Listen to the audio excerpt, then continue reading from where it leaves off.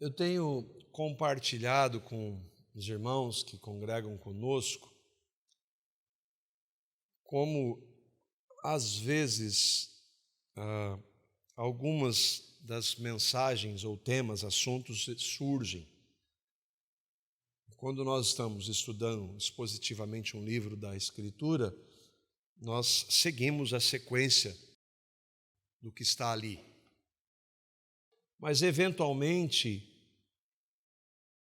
às vezes, alguma coisa que aconteceu, uma conversa, eu, às vezes, sou incomodado de tratar de um assunto, de um tema, é o que nós vamos fazer hoje. O tema da mensagem veio a partir de uma conversa com meu filho, de 16 anos, a gente tinha saído, fui buscá-lo na escola e no caminho de volta à escola, ele estuda numa escola confessional cristã, e ele perguntou para o professor de formação cristã se ele, o professor, cria nas doutrinas da graça. E a resposta do professor foi interessante. Ele disse: eu creio, mas eu não sou radical. E eu fiquei pensando o que é não ser radical nesse contexto. E às vezes eu fico pensando demais também, né, assim. E eu comecei a tentar encontrar algumas razões. E uma delas que evidencia da resposta dele e que evidencia bem é o tempo que nós vivemos, um tempo que a realidade que nós vivemos e que se chama relativismo. Alguns conceitos destes que nós vamos ver, eles são bastante simples, comuns, alguns de vocês já os conhecem, mas eu vou partir do princípio de que sabendo que alguns aqui talvez não entendam, nós vamos trabalhar um pouquinho desses conceitos que para alguns podem ser mais básicos e para outros nem tanto. Então, eu espero que você que entende um pouquinho tenha paciência. O que é relativismo? O que é essa proposta? O relativismo é uma proposta antropológica que entende que não há nenhuma verdade absoluta, nem no âmbito moral, nem no campo cultural, e por isso propõe uma abordagem cultural e moral sem julgamentos pré-concebidos. Como não há verdade, o que é verdade para você não necessariamente é para mim, então a gente não pode julgar nada. Essa proposta, ela não se aplica à realidade, mas ela é defendida em teoria. E isso é muito comum no mundo de hoje. O professor, quando ele faz a ressalva do que ele crê, ele já dá margem assim, eu creio nisso, eu não sou radical, significa que o outro também pode crer e eu posso estar errado. Não há firmeza. Como eu estava ouvindo uma vez uma pregação do pastor Steve Lawson, e ele estava falando de um falso profeta que chama Joel Osteen, nos Estados Unidos. É um profeta da prosperidade, da confissão positiva. E esse Joel Osteen, ele estava dando uma entrevista numa rede de TV americana, e ele perguntava o que é pecado. As pessoas vão para o inferno, como é que essas pessoas que nunca ouviram falar, falam, eu não sei isso. E as pessoas que nunca ouviram Jesus, porque a gente ouve falar que só Jesus sabe, eu também não sei. E a questão da condenação, essa pessoa, ela sente, eu não sei, e eu, Steve Lawson, assim, dê alguém para mim que sabe alguma coisa. A ideia do relativismo é isso. Não sei. E fica tudo no nível etéreo.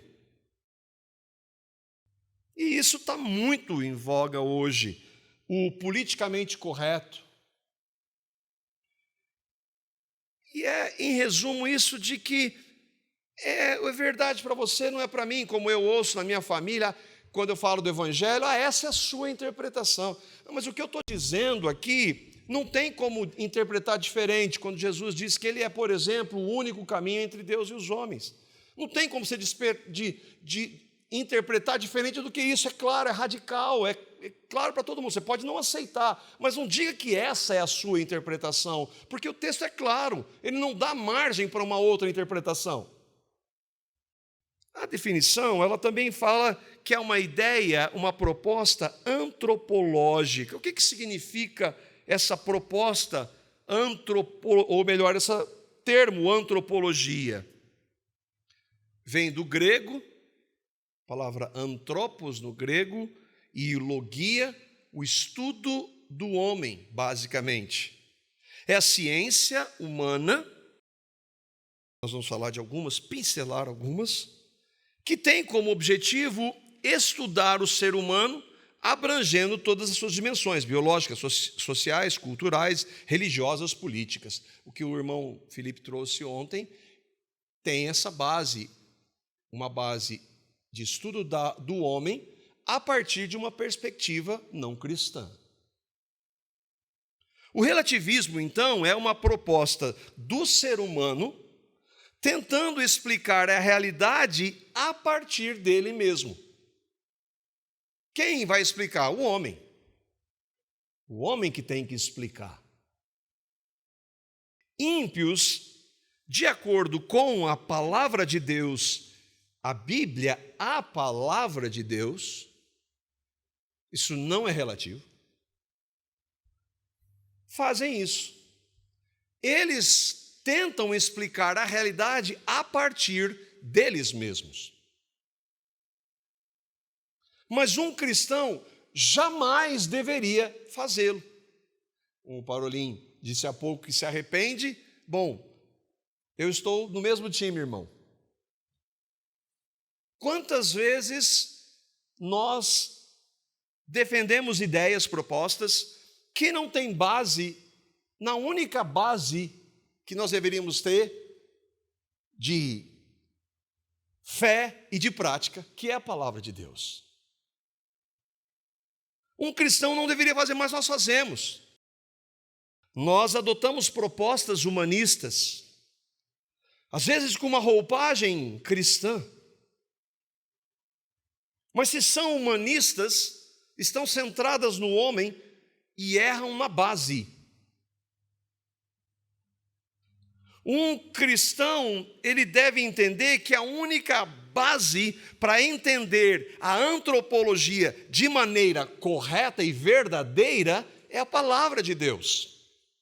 O irmão Felipe trouxe ontem, o Parolim pincelou, da realidade da criação, maravilhosa, mas houve algo depois da criação, a queda.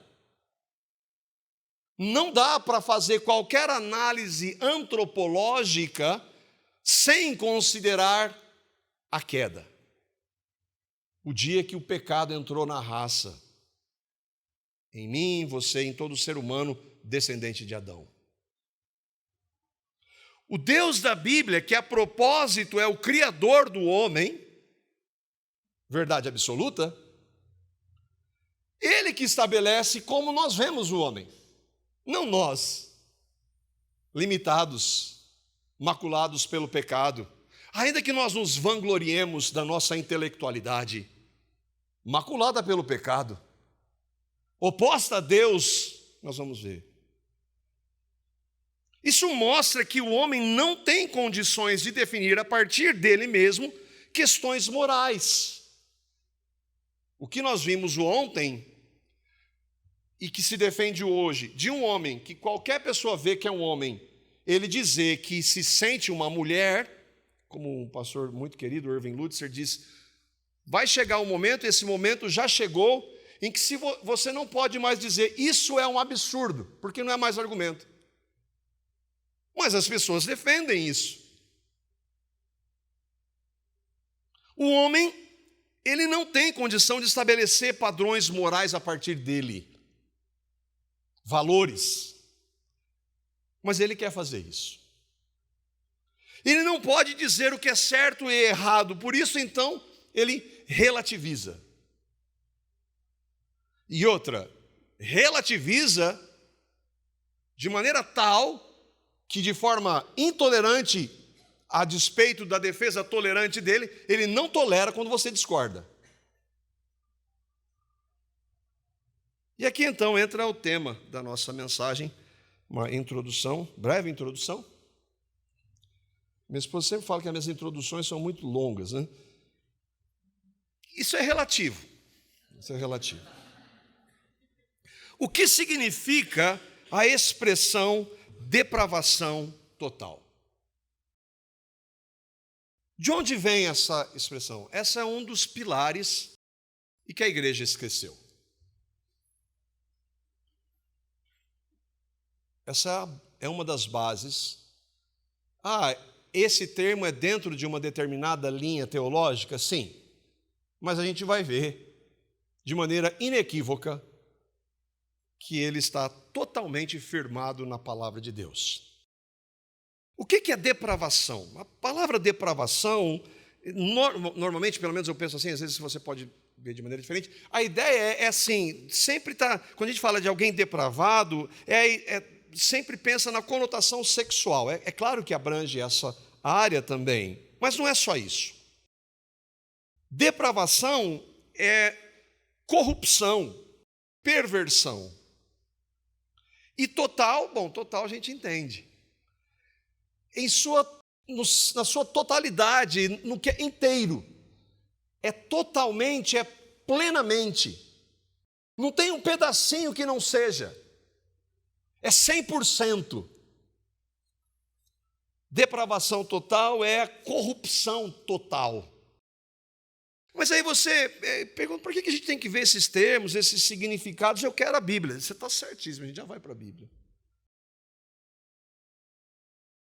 Mas essa expressão, a gente está vendo essa expressão, ela é a explicação resumida que a Bíblia dá a respeito do meu e do seu estado.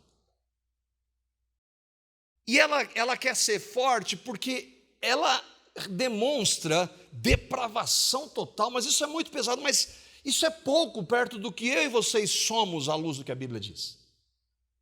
Quando aqueles irmãos cunharam essa expressão, eles queriam mostrar como nós somos pecadores, na essência, no âmago.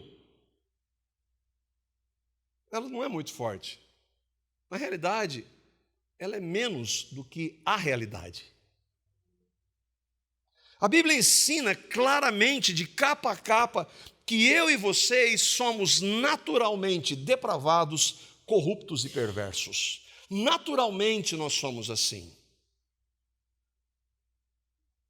E a falta do ensino desta verdade que hoje está em praticamente todo lugar na igreja, porque no mundo eles não sabem isso, mas está na igreja, tem mudado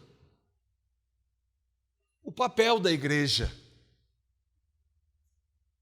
Tem mudado a forma de abordagem, a forma de apresentação do evangelho, porque as pessoas não são tão ruins assim. Então a gente tem que fazer alguma coisa da linguagem delas para ganhá-las para Jesus.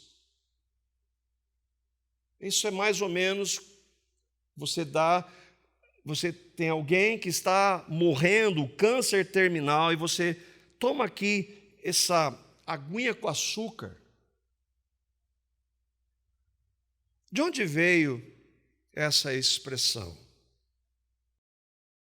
O irmão Bruce McDowell, foi professor no seminário de Westminster, nos Estados Unidos. Ele vai trabalhar um pouco disso, de maneira muito sábia. Ele vai mostrar de onde vem, o Parolin pincelou aqui alguns dos pensadores. Lembre, ciência humana tem como base o homem. E os fundadores dessas propostas, em sua imensa maioria, essa expressão está errada, mas é para enfatizar, eram opositores à fé cristã. O irmão, que esse é um homem de Deus, ele diz assim: toda religião e filosofia humana no mundo, exceto o cristianismo bíblico, isso é uma redundância, mas a gente tem que fazer a ressalva, porque hoje tem cristianismo que não é bíblico. sustenta que o homem é basicamente bom e aperfeiçoável através dos seus próprios esforços. Toda religião, com exceção da fé genuinamente bíblica, cristã, diz que você tem que fazer alguma coisa, que você pode melhorar e que você, na essência, você não é tão ruim assim. Toda filosofia humana, toda proposta de solução humana tem essa base. E que ele pode, então, melhorar a partir dele mesmo. Filósofo inglês do século XVII, John Locke, Parolin citou, acreditava que o homem nascia como uma lousa em branco, e não tem nada. A expressão tábula rasa, de inocência. Jean-Jacques Rousseau, o filósofo francês do século XVIII, acreditava que o homem era bom, assim iniciando a filosofia humanista que coloca o homem antes de Deus, ou o homem como centro. Deus é mito. Ele disse: o homem nasce bom, mas a sociedade o corrompe. Mas a sociedade é composta de quê? De homens. O islamismo ensina que o homem, e para pincelar uma religião, que o homem nasce puro e é visto como aperfeiçoável através do ser corretamente guiado e lembrado da unidade de Alá. Então, toda religião, toda proposta filosófica, humanista, ela tem como base de que o homem, ele é bom. Toda crença que não a fé bíblica diz que o homem é bom em essência. Mas a Bíblia diz que o homem é mau na raiz. O irmão Bruce McDowell, ele fala do cristianismo bíblico. Mas existe outro cristianismo que não bíblico? Não. Assim como não existe outro evangelho, quando Paulo diz, vocês estão pregando um evangelho que não é evangelho, mas um outro, mas não existe outro evangelho. Não existe cristianismo sem Bíblia. Mas uns hoje, o que eles estão fazendo? Não, a Bíblia não é a palavra de Deus, a Bíblia tem erro, ela precisa ser revista. Ou você aceita o que ela diz de capa, ou joga fora tudo. Porque quem passa a ser autoridade agora não é mais a Bíblia, mas você que seleciona os textos de acordo com o seu bel prazer. E esse irmão, ele vai tratar disso. E como é que teve início isso? O Parolin fez pela graça de Deus, irmão, a gente nem combinou, mas você fez uma introdução aqui. Quando começou isso? Quando que o homem começou a se achar e jogar Deus de lado? Ele diz: com a ascensão da teologia liberal, a pecaminosidade do homem foi minimizada. Enquanto pensava-se que o processo social, a educação e o desenvolvimento do potencial humano, você ouve isso na igreja hoje. Você ouve isso de pastores.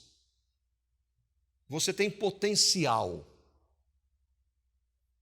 E o desenvolvimento do potencial humano fossem trazer uma sociedade ainda mais progressista, de amor e justiça, igualdade e fraternidade, e acabou em guerras mundiais. A bondade do homem. E cada dia que passa a gente vê como o homem tem se aperfeiçoado. A teologia liberal, que é pós-iluminista, ela negava fundamentos, milagres, negava a ressurreição, negava milagres de Jesus, literais, a passagem do Mar Vermelho. A teologia católico-romana, predominantemente é liberal, eles ainda negam esses pontos. Mas hoje, no meio evangélico, há um perigo que não há hoje alguns líderes desses proeminentes, que negam isso. Eu gosto de chamá-los de neoliberais. Mas eles negam outras verdades fundamentais, ou tão fundamentais quanto. Por exemplo, o que é pecado e o que não é. Eles agora estão mudando, redefinindo o pecado. Mas espera aí, se você redefinir pecado, então não é necessidade de Cristo, não há necessidade de arrependimento, se você redefinir pecado. E então essas ideias vieram para o nosso meio. Hoje, para muitos evangélicos, então, o homem não é tão depravado. Aliás, essa expressão a gente deve evitá-la. Isso ofende as pessoas. É por isso que não se trata de pecado. Não se trata de pecado. É por isso que pecados são revistos. É por isso que o alvo é atrair pessoas, e ninguém atrai pessoas dizendo que você é um pecador, desde a sola do pé até o topo da cabeça, como nós vamos ver. E se você não crê em Cristo e se arrepender, você vai para o inferno. Não, isso aí não atrai ninguém. Então vamos parar com esse negócio aí. Músicas, e aí as alternativas de trazer as pessoas para Jesus, lembra? Há outro evangelho, há outro Espírito, há outro Jesus. Palavras motivacionais, a valorização do conhecimento humano, tudo isso aí está entrando na igreja.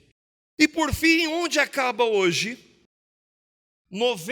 Vou chutar baixo, 90% da igreja evangélica diz que a decisão final e última da salvação é dela. Quem decide quem se sou salvo sou eu. Eu tomo a decisão final. 90% da igreja é assim. Porque eu não posso aceitar. Você não pode aceitar o quê? O que Deus diz em sua palavra? E aí queria ver com vocês 4 pontos. O primeiro é, por que nós somos assim? Por que nós somos assim? Porque quando Deus criou o homem, um homem e uma mulher, Adão e Eva, seres literais, não figuravam a humanidade. Deus deu a eles, aquele homem e aquela mulher, tudo que eles precisavam. Eles viviam em uma realidade que nós não temos a menor ideia do que é sem pecado, sem o mal. Nós não temos a menor ideia do que isso significa. Eles não tinham dor, não havia morte. E o mais maravilhoso, eles tinham um relacionamento e contato com Deus que os criou e criou o universo. Mas eles se rebelaram contra Deus. Eles quiseram ser como Deus. O homem como centro é querer ser como Deus. E Gênesis capítulo 2, versículos 16 a 17, mostra a ordem de Deus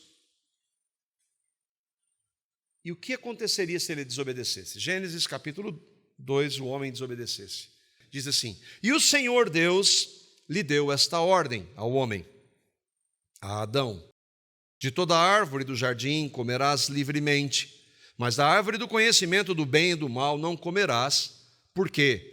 Porque no dia em que dela comeres, certamente morrerás. Deus deu tudo para eles, eles tinham tudo. Uma realidade perfeita, sem pecado. Nós vamos ter, aqueles que creem no Evangelho, novos céus, nova terra. Desde então, nunca mais aquilo foi visto, quando entrou o pecado. O pecado afetou a criação. Deus disse: no dia em que dela comeres, no dia que você comer, certamente você vai morrer. Adão morreu fisicamente, sim ou não? A morte era processo, fazia parte da criação? Não, não era. Mas e Adão veio morrer fisicamente? Sim. Mas foi no dia? Foi no dia que Adão morreu?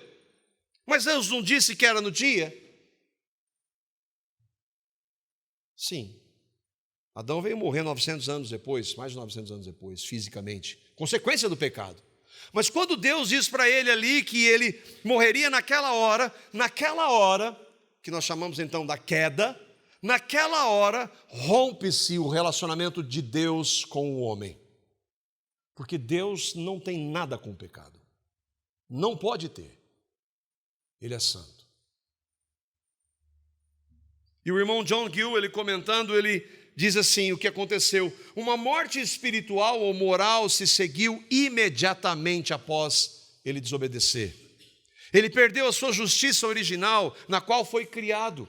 A imagem de Deus nele foi deformada. Os poderes e faculdades da sua alma foram corrompidos e ele morreu em pecados e delitos. Ele não morreu naquela hora fisicamente, mas ele morreu espiritualmente. Ele morreu no relacionamento com Deus, ele não mais queria Deus. Primeira coisa que ele faz, o que é? Fugir de Deus. Mas aí você pergunta, o que eu tenho a ver com Adão e Eva? Deus diz o que eu e vocês temos a ver, Romanos capítulo 5, verso 12. Isso não é relativo, não interessa se você concorda ou não. A nossa relação com ele está aí. Portanto, assim como por um só homem entrou o pecado no mundo, esse que desobedeceu a ordem, Adão, e pelo pecado a morte, morte espiritual, morte física, todos nós vamos morrer, a não ser que Cristo volte antes. Por um só homem entrou o pecado no mundo e pelo pecado a morte, assim também a morte passou a todos, para mim e para você. Por isso que a gente morre. Por quê? Porque todos pecaram. Nós pecamos em Adão. Ah, mas eu não estava lá. Se você e eu estivéssemos lá, nós tínhamos feito o mesmo que ele fez. Não, mas eu não concordo. Não importa. Nós pecamos em Adão. E é por isso que nós cometemos pecados. E aí você não pode discordar, né? Aí você não pode discordar. Desde então, todo descendente de Adão nasce assim. Assim como? Salmo 51, verso 5. Davi, ele não chegou a essa brilhante conclusão a partir da antropologia centrada no homem. Deus revelou para ele o estado dele quando ele pecou contra Deus. E aí então, dirigido e iluminado pelo Espírito Santo, ele reconhece: eis que em iniquidade fui formado, e em pecado me concebeu minha mãe. Por quê? Porque por um homem entrou o pecado, e o pecado passou a todos. Todos pecaram, todos nascemos em pecado, todo ser humano nasce assim, em pecado. Adão nos representa. Eu e você estávamos lá. Deus está dizendo isso. Deus está dizendo isso. Há pastores famosos hoje que já defenderam isso e que hoje dizem: não, eu não creio mais nessa doutrina da queda. Pastores famosos. Eu mesmo, há muitos anos, li um livro dele, fui muito edificado. O livro chama É Proibido. Se quiser saber o autor, pois procure. Fui edificado pelo livro. Hoje ele nega fundamentos da fé cristã. Deus está afirmando que todos nós estamos mortos. Ele não disse: se você comer, você vai morrer. E nós nascemos mortos. Mortos para o relacionamento com Deus. O pecado nos afetou o universo. Isso responde por que nós somos assim. O segundo ponto: quanto a queda nos afetou? Quanto que a entrada do pecado nos afetou? Eu quero duas definições, já tratamos disso, uma da confissão de fé, que nós cremos, que nós adotamos, e depois o irmão John MacArthur, nos ajudando a compreender quanto, e depois nós vamos ver a palavra, não interessa que o John MacArthur e a confissão diz se não tiver com base na palavra. A confissão diz assim: por esse pecado, da entrada do pecado, a queda, nossos primeiros pais decaíram de sua condição original de retidão e comunhão com Deus. No pecado deles, nós também pecamos. E por isso a morte veio sobre todos. Todos se tornaram mortos no pecado e totalmente corrompidos. A pergunta é: quanto afetou? Para esses irmãos, totalmente. Em todas as faculdades e partes do corpo e da alma. Tudo foi afetado pelo pecado. Tudo.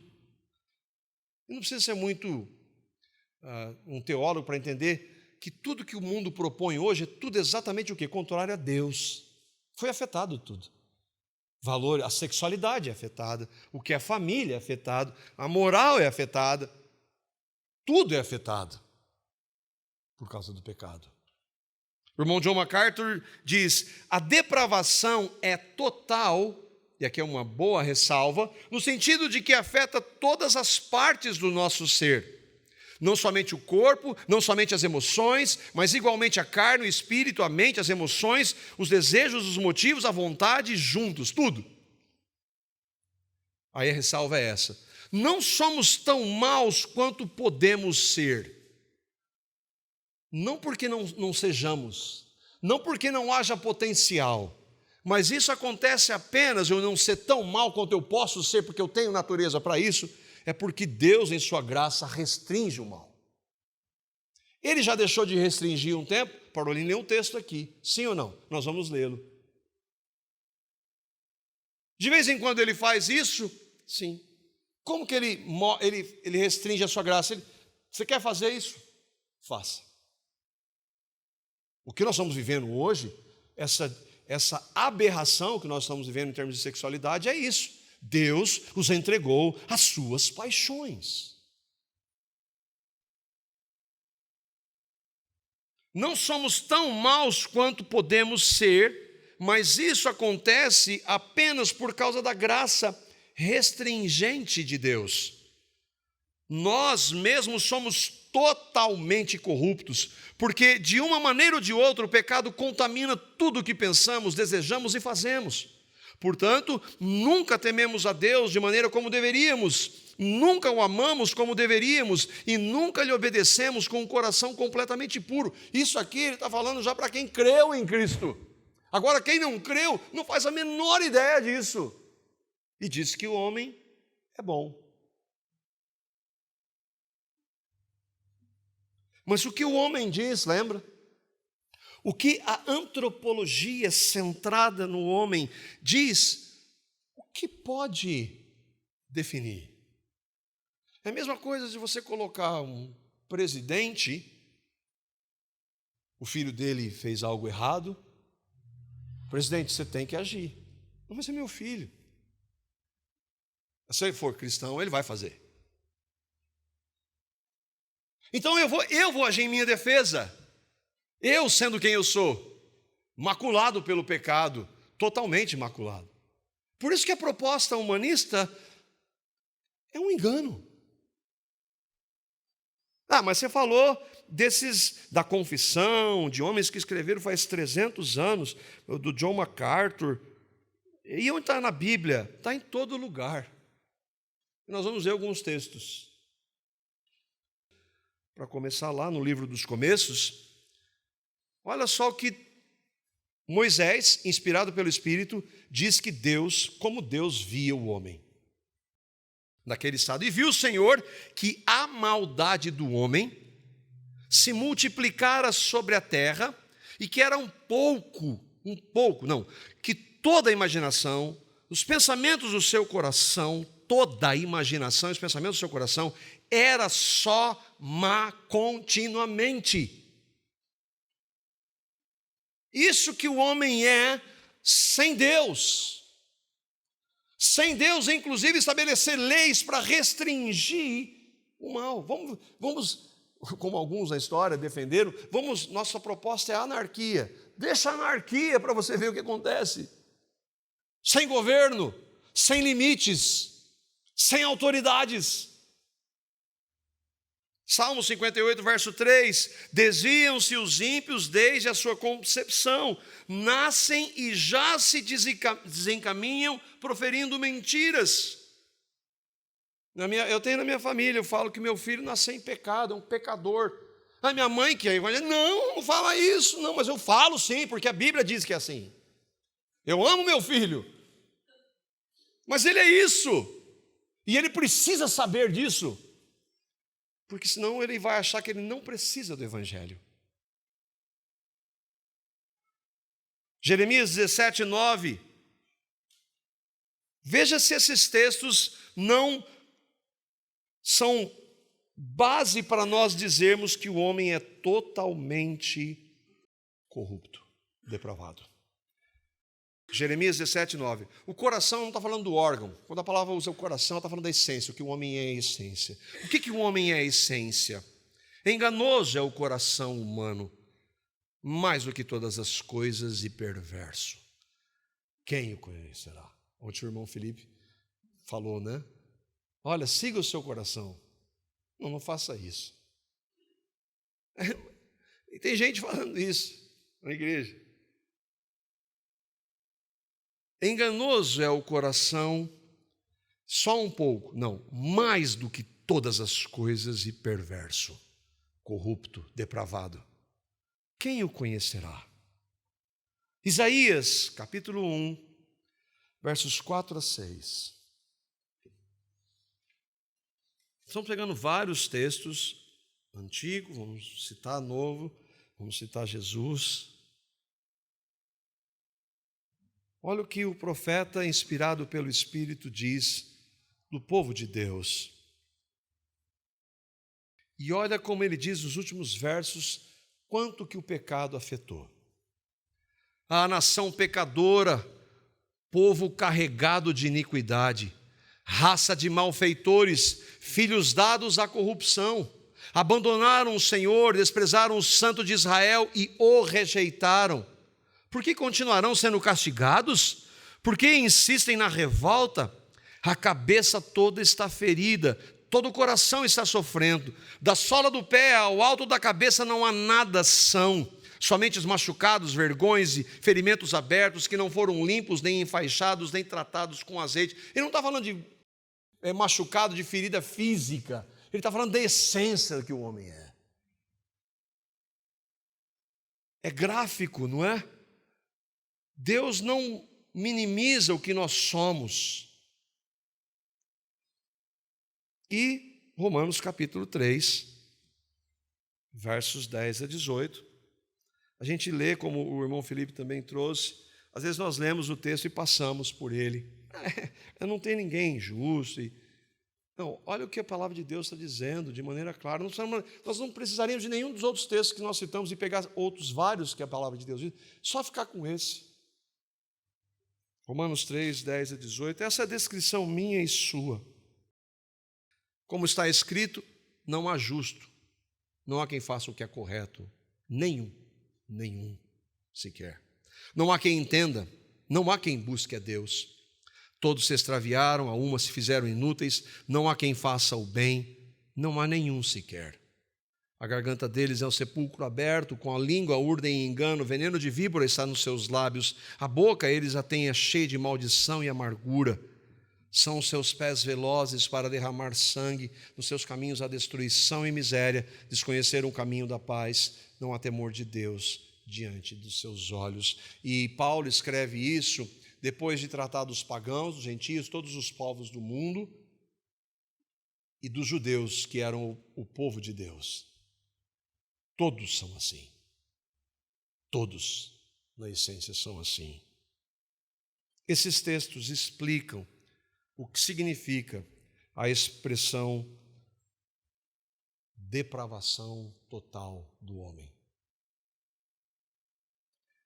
Mas e se o homem, se esforçar?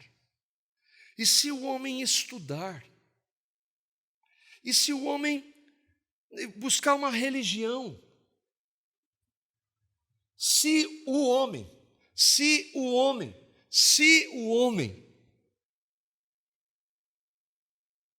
Deus responde de maneira clara, excepcionalmente, vou usar a versão nova, tradução da linguagem de hoje, Jeremias capítulo 13, versículo 23. Olha como o homem pode se mudar.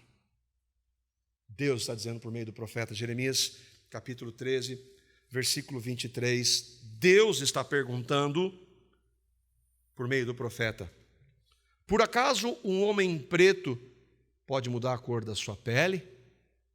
Ou um leopardo tirar as suas manchas? Qual é a resposta óbvia para isso? Não. Se isso fosse possível, vocês que só sabem fazer o mal, também poderiam aprender a fazer o bem. É assim. Irmãos, está claro ou não? Dá para argumentar contra? Dá para entender que o nosso estado, irmãos, é de calamidade. Deveria trazer desespero, mas não traz. Porque para trazer desespero precisa uma ação de fora. Senão, o homem, mesmo nesse estado, mesmo no mundo que nós vemos, com tudo que esse mundo faz, o homem vai continuar dizendo, ele é bom, em essência. Ele pode aprimorar, ele pode melhorar. Terceiro ponto, diante do que nós lemos, o que o homem faz de bom está em aspas, porque não há ninguém que faça o bem. O que ele faz para Deus não vale nada. Para Deus não vale nada. Irmãos, e eu falo isso que eu tenho informação na área humana, tenho uma esposa que tem formação na área humana. É claro que a minha área de administração, ela não lida com problemas que se propõem a outras ciências, mas toda ciência humana, baseada no homem, seja a antropologia, o estudo do homem, seja a filosofia pautada na sabedoria do homem, seja a psicologia que visa estudar a mente do homem, seja a sociologia que visa estudar a sociedade e as relações sociais a partir do homem, seja a proposta da assistência social que visa auxiliar as pessoas das suas limitações, dos seus problemas no nível educacional, de saúde, econômico e outras ciências humanas, ainda que tragam princípios morais, ainda que possam trazer algumas soluções temporais, nenhuma delas pode tratar com essência. O que as ciências humanas fazem? Elas fazem uma maquiagem no pecado.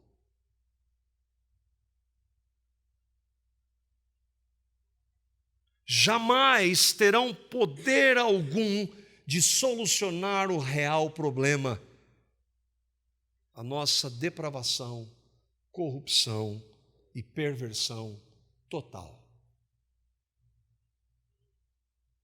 O mesmo se dá com falsas religiões. Vamos sair das ciências humanas, vamos para as propostas de buscar a Deus. Toda religião, inclusive muitas ditas cristãs, não têm o menor poder de mudar a realidade. Oferecem ações que não tratam da raiz. É só superficialidade enganosa. O que nós fazemos para Deus, como Ele considera? E o que Ele fala por meio do profeta Isaías, Ele mostra de maneira vívida o que eu e vocês fazemos à parte de Cristo. Isaías, capítulo 64, verso 6. Isso, para reconhecer isso só pela ação do Espírito Santo de Deus. Todos nós somos como o imundo.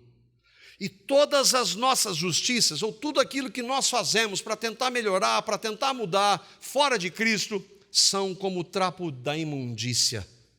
Todos nós murchamos como a folha, e as nossas iniquidades como um vento nos arrebatam. Nós já vimos aqui o que significa trapo de imundícia. Mas como alguns talvez não entendam, não saibam, o que é o trapo de imundícia? Naquele contexto, as mulheres não usavam no período menstrual, como tem hoje, a facilidade do absorvente. O que elas usavam? Um pano. e aquele pano com sangue menstrual jogado fora, aquilo lá é o que eu e vocês fazemos a partir de Cristo para Deus. Mas e se eu tentar, e Jesus está falando da realidade espiritual, João capítulo 6, e eu só peguei essa pequena parte do versículo, quanto o que ele diz, o que eu e vocês fazemos, e o contexto da palavra carne aqui é o que eu e vocês podemos fazer na nossa força, o que vale para Deus. João capítulo 6, verso 63, Jesus diz assim: a carne para nada aproveita. Pode ser que no nível humano ajude um ou outro, mas para Deus nada aproveita. Pessoas religiosas que deram suas riquezas, que ajudaram os pobres, construíram hospitais, escolas, gente que hoje há gente multimilionária que não tem nem noção de tanto dinheiro que dá para ajudar a pobreza em países. Sem Cristo não vale nada. Nada aproveita o que você faz na sua força, na carne. Para Deus. Mas convenhamos, quem mais importa além dele? A corrupção e o engano humano são tão sutis, ardilosos, perversos, astutos, que só Deus pode nos livrar desse estado. Só Deus pode. E só há uma única solução: o evangelho radical da graça de Deus. Nada mais pode. Para tratar com o que nós somos, de acordo com o que Deus diz, não há solução humana, não há proposta humana, ideologia humana, religião humana, nada pode tratar com o que nós somos. Só Deus poderia mudar esse estado. E, por favor, entendamos, Deus em Cristo não veio dar uma chance. Ele não veio oferecer para todo mundo uma chance para que você decida, não, eu pego. Eu não. Eu estou morto. Eu não pego nada. Eu não escolho nada, eu não busco, eu não quero, eu amo o pecado. Eu odeio a Deus naturalmente. Jesus disse isso. O mundo me odeia. Ainda que as religiões usem o nome de Jesus, sem tê-lo, odeia a Cristo.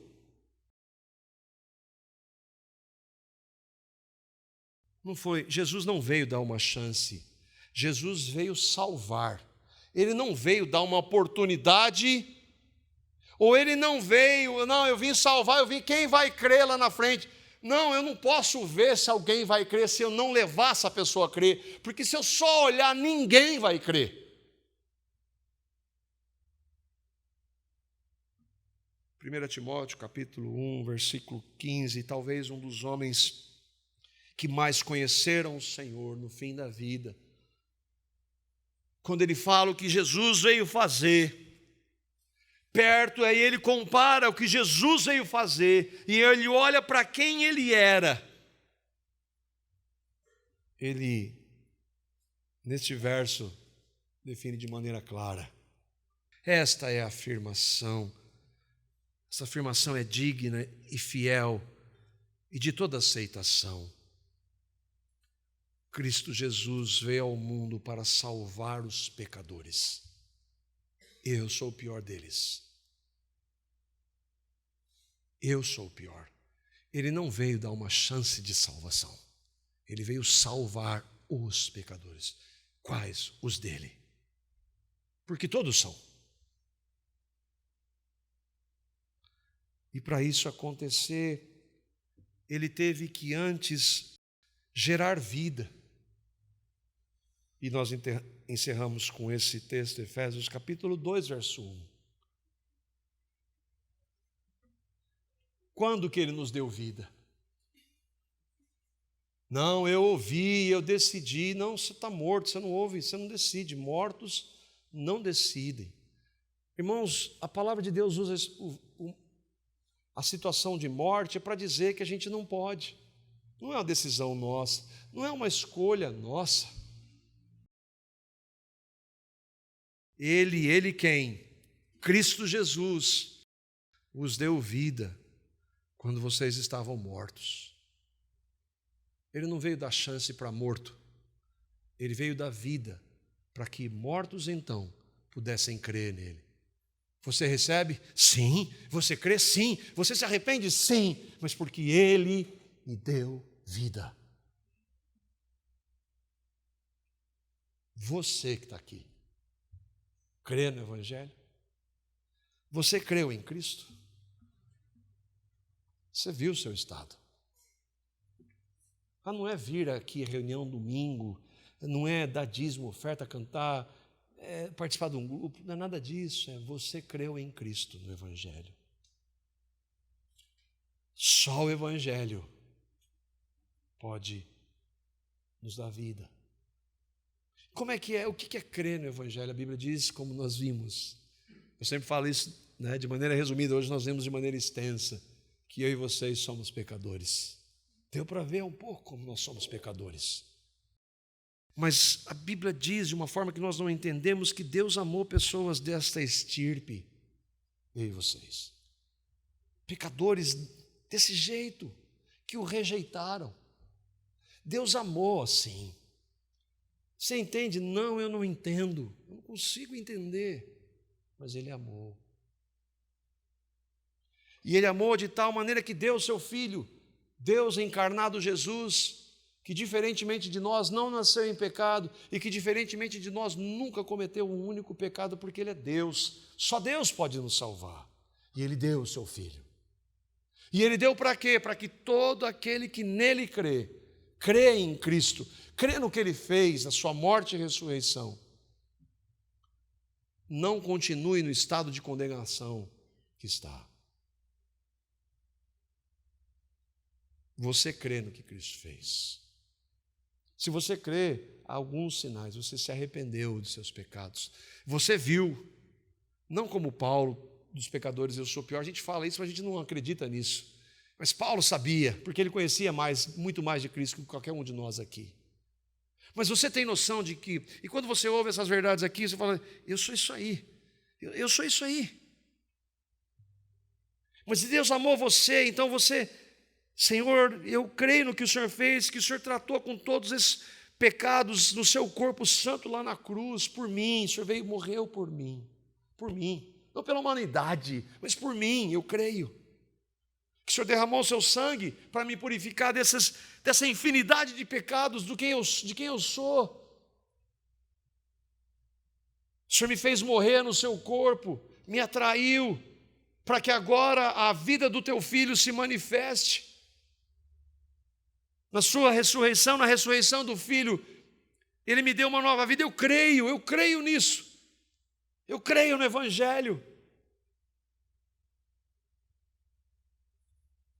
Minha oração é que você creia no Evangelho. E se você crê, que eu e vocês que cremos, possamos ter um pouco mais de compreensão do amor de Deus por nós, sendo nós quem somos.